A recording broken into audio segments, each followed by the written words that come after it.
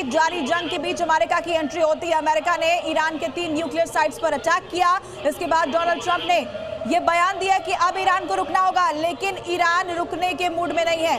ब्रिजेश हमारे साथ बने हैं, तस्वीरें दिखाइए ब्रिजेश, वहां पर क्या हालात हैं?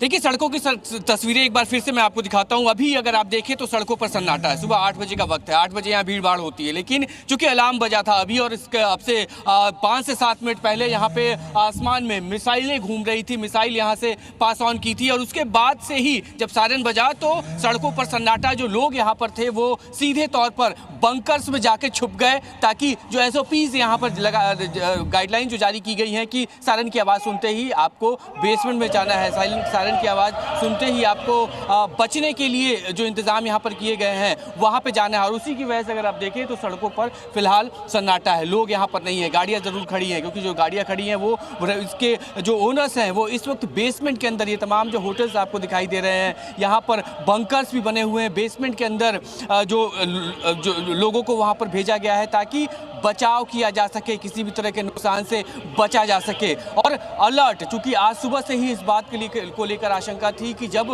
ईरान के ऊपर हमला हुआ US की तरफ से तो ईरान रिटेलिएट करेगा, और वही रिटेलिएशन यहाँ पर हुई। और ऊपर आसमान में मैं आपको दिखाऊं तो ये यहाँ की फोर्सेज, जो इजराइल फोर्सेज हैं, उनके जो विमान हैं वो आसमान में लगातार मूव कर रहे हैं ताकि मूवमेंट यहाँ पर बनी रही। और ये इस बात का चक्कर लगाया जा रहा है, पेट्रोलिंग की जा रही है कि अगर कहीं नुकसान हुआ है तो क्या कुछ नुकसान हुआ है। ये तैल हवीब की तस्वीर है, तैल हवीब में ही सबसे ज़्यादा नुकसान हुआ है और यहाँ पर रह के इसी तरीके से हमें आसमान में जो यहाँ के फोर्सेस के जो विमान हैं जो वो लगातार मूव कर रहे हैं ताकि कहाँ पे नुकसान है और कहाँ क्या कुछ स्थिति है वो यहाँ पर देखी जा सके। मैं फिर से एक बार कोशिश करता हूँ कोई और विमान अगर हमें आसमान में दिखाई देता है तो आपको दिखाऊँ, लेकिन हेलीकॉप्टर्स और तमाम इस तरह की जो मूवमेंट है वो इस इलाके में लगातार बढ़े हुए हैं, हलचलें बढ़ी हुई हैं और लोगों की सुरक्षा के लिए बंकर, अलार्म, ये तमाम जो इंतजाम है वो यहाँ पर किया। एक बार फिर से मैं आपको दिखाता हूँ उस तस्वीर को, गौर से देखिए। ये यहाँ के security forces, Israeli security forces के